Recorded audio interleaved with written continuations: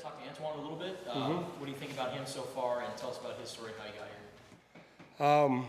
Well, the story, I think something that kind of most people know already as far as, having his journey through college athletics and by ways of first signing at Wisconsin at a high school, and then going through a few things over there where he transitioned to Marshall, and, and then the path that crossed between him and Coach Daggy over there is kind of the initial reason as to how we knew about him. But as far as him, being here and being present, it's a great addition, man. And there's so many, I guess, when it comes to a football program, you're not sure what you're going to get in the portal until it actually gets on campus.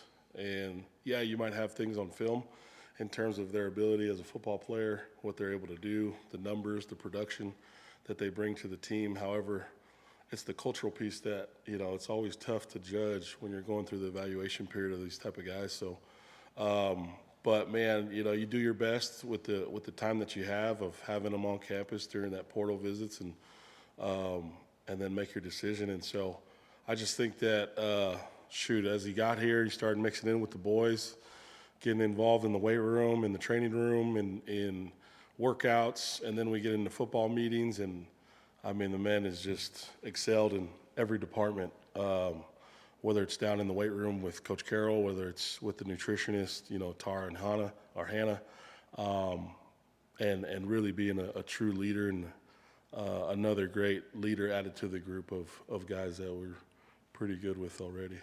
How does his skill set as a pass catcher and all that, how does that fit into Diggy's system? I think his size, his speed, his elusiveness, as well as his football IQ are all things that are a big-time gain in our room. With someone of that size, you wouldn't expect them to be able to get out of the gates like he does. And I think that was one thing I noticed as we went through winter workouts. That was kind of his first introduction to the team and really our first chance to be able to evaluate him beyond the football film that we had of really being able to see, okay, what kind of numbers is he putting up compared to the rest of the offense, the rest of the running backs. And he was up there. He was up there, and I was excited. Those type of numbers that he was putting up, being at the top, 5 of fastest guys and, whatever sprinter exercises that Coach Carroll had him going. It was exciting for me to see, and I looked forward to spring ball. But even then, you kind of understand, like, there's a lot of processing going on during spring ball for him, being his first time in the offense and being able to go against our defense, which is not easy. So you still kind of give him a little bit of grace to get his feet underneath him as far as getting comfortable. And now that he's had winter workouts, spring ball, summer workouts, PRPs, getting into fall camp, now you really see how comfortable he is and how he's able to use that speed that we first witnessed back in winter. Brian and David. How has Ish gotten back into the swing so much? We saw him getting a lot of first-team reps today. I mean, just why do you think that? Is it because he had already been here that he was able to get this quickly back up to speed?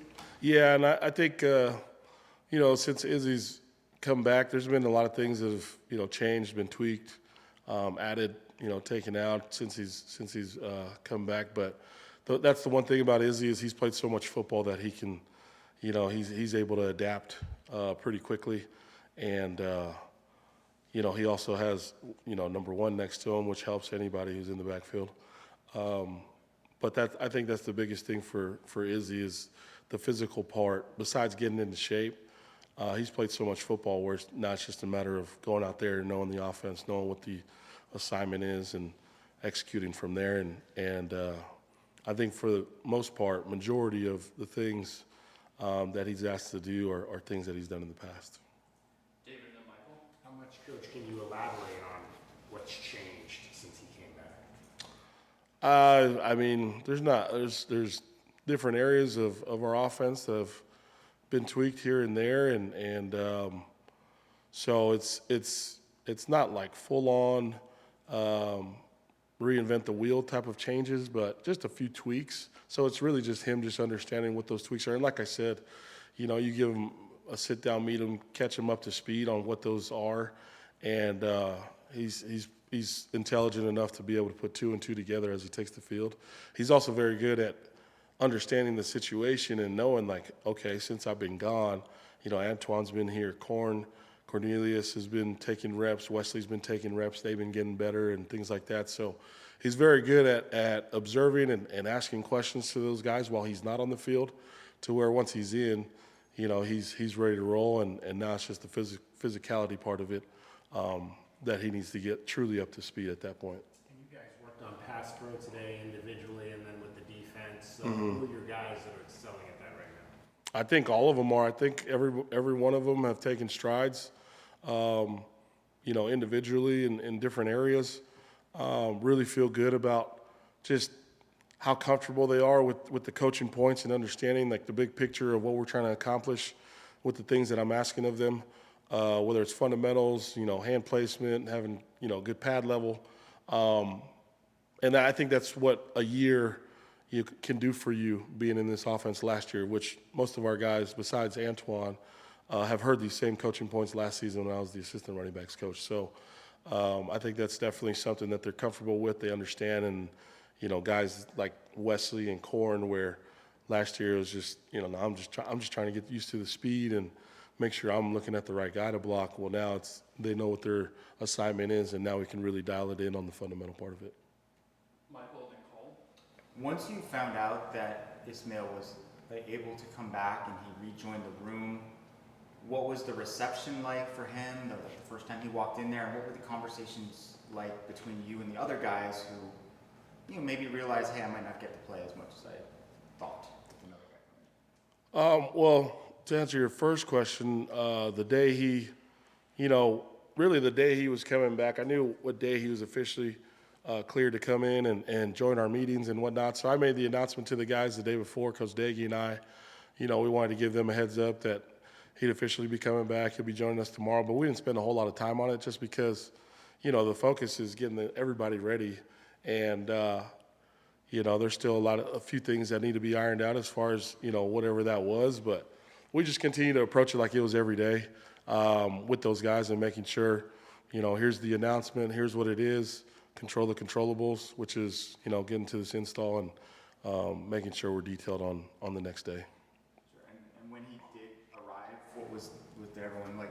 Oh, he walked in the next day and he actually came in, and I forgot exactly what he said, but it was something that Coach Carter would always say, and it was I forgot exactly what it was, but as soon as he busted through the door and he said it, all the running backs started laughing. As I'm in the front of the room, they all started laughing, and they turn around and see Izzy, so they all jumped up out of their seats, welcomed him, hugged him, and I think Antoine at that point had already met Izzy, as they kind of cross paths with Izzy coming on campus every now and then. So it was exciting to see and fun to see the guys welcome him back with open arms. Cole in the back and then Justin? How do you manage a running back room just with 4 seniors all that probably either have led or could lead a backfield somewhere else, but obviously that's not a situation that can happen anymore with that many guys in the room? I think just continuing to give each one of those guys an opportunity to rotate, with the ones, with the twos, and truly evaluate each of their individual performance day to day.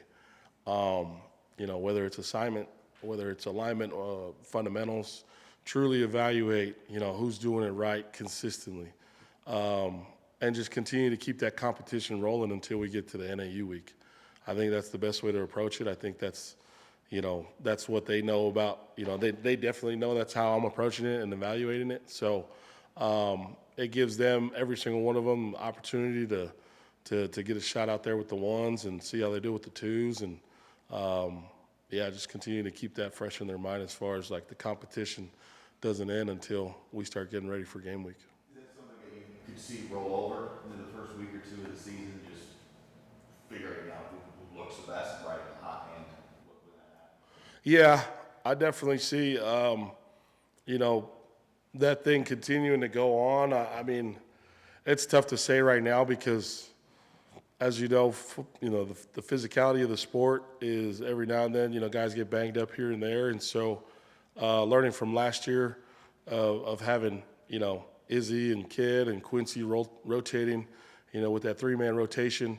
But every now and then, those guys get banged up, and now it's like, all right, you got to have the 4th guy ready, which was Wes last year. So I think just continue to keep that in the back of my mind as I prepare these guys for battle, and just being transparent with them as we go.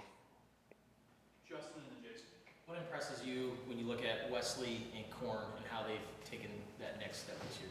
I really think the biggest improvement for those two have been outside of the meeting rooms. Just the maturity that they've been able to,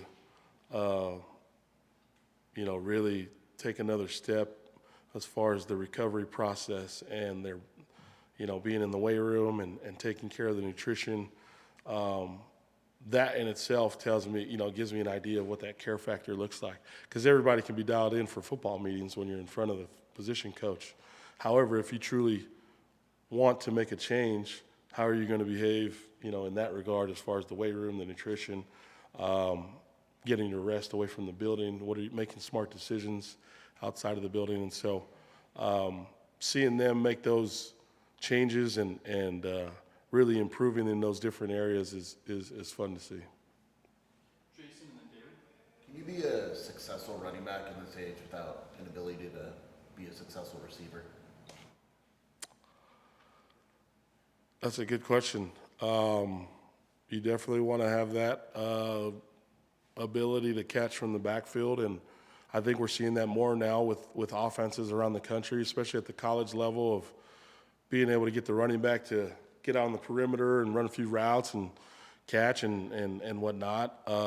You definitely see it in the NFL. So, yeah, I would definitely say there's a part to it where the catchability has got to be something that's involved in the running back position. The last two will be David and Justin. Specific to Wesley, what is in terms of on the field, what's the next growth piece for him? I think just being more consistent, every single play. We talk about responding a lot. Respond, good, bad, and ugly is what I tell those guys. Whatever that play is that you're involved in, whatever the result of the execution that you had on that play, if it feels good, respond, right? Get ready to do it again. Can you do it again? If it was a bad play on your individual part, okay, can you respond and, change the outcome, the execution? So I think that's been a message across the team is the best teams out there are able to respond the fastest and respond in the correct way that you would want it to be. Your last year playing football, it was in Japan, right? Yes, sir. Okay, so Arizona, they have an alum, Samaji Grant, who's Yeah. thriving in Japan right now. Yeah. What did you gain from that experience, and what was it like playing football in Japan? It's funny you mentioned Samaji. Samaji grew up with my cousins out in Ontario, California. He went to school with my cousin. But one of the things you learn playing over in I played in France, I played in Japan, and the biggest thing is being able to simplify the game when you're teaching it to someone who, it doesn't come natural to. So being in Japan, having that language barrier, okay, we have a goal in mind, right, is to execute and win ultimately. Okay, so how am I going to get past this language barrier of making sure that we're all in alignment, we're on the same page, and we're executing and pulling the rope in the same direction? So I think, you got to dumb it down a little bit just in terms of, in that scenario of simplifying things, and in Japan was one of the strategies that I learned. Okay, this is going to be tough, and it's not, it's going to be tough. Just more so trying to get your point across of what you're trying to accomplish. So I think it was helpful just as I got into coaching, just because everybody learns in different ways. You can't just go up, preach the same message and expect the same results from everybody in the room. You got to be able to give them different avenues of learning the point that you're trying to get across and meet them where they're at. And I think that was something that I was able to experience early on while playing out in Japan. Great, thank you, Coach. Thank you guys so much. Bear down.